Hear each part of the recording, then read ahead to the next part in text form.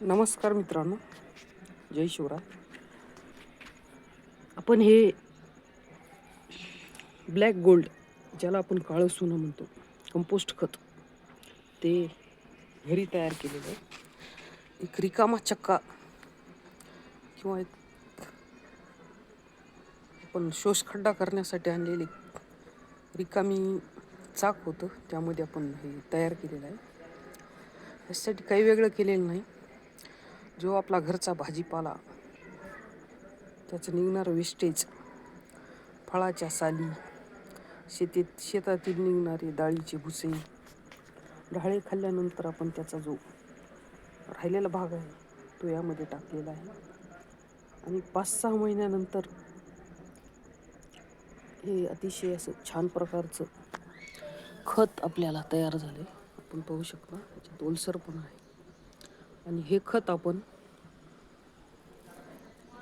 जे भाजीपाला खातो त्यासाठी आपण त्याचा वापर करणार आहोत. यासाठी कुठूनही काही दुसरं आणलेलं नाही. आपल्याकडे जो काडी कचरा निघतो त्यापासून हे ब्लॅक गोल्ड कंपोस्ट खत आपण तयार केलेलं आहे.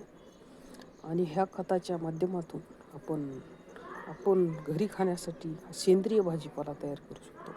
दुसरं खत देण्याची गरज नाही. अतिशय छान असं खत तयार झालेलं आहे. आणि आता हे आपण चाळून भरून ठेवणार आहेत. आणि हे वर्षभरासाठी आपल्याला जाते. ह्याच्यामधील जे प्लॅस्टिक वगैरे आहे ते काढून टाकणार आहे आणि हे भरून ठेवायचं आहे. याचा उपयोग आपण नक्कीच हे जे नवीन वांग्याचं लावलेलं आहे रोप, त्यासाठी करणार आहेत. हे बघा, गुळाची भाजी नैसर्गिक आली, यासाठी आपण ह्याचा वापर करणार आहोत. या ठिकाणी जे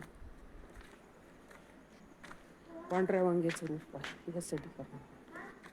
पुदिना आहे, या ठिकाणी आळू आहे, यासाठी करणार आहोत. आणि हे औदुंबराचं झाड आहे, यासाठी पण याचा उपयोग करणार आहोत. बघायला छोट्या छोट्या दोड्या लागलेल्या आहेत. या दोड्यामध्ये खूप फायबर असतं आणि ते शरीरासाठी खूप चांगलं असतं. यासाठी पण याचा उपयोग आहे. हा कारल्याचा वेल आहे, याच्यासाठी आपण वर्षभर हे खत वापरू शकतो.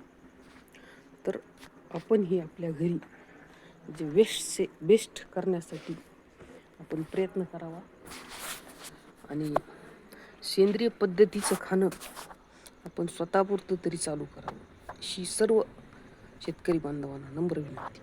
धन्यवाद.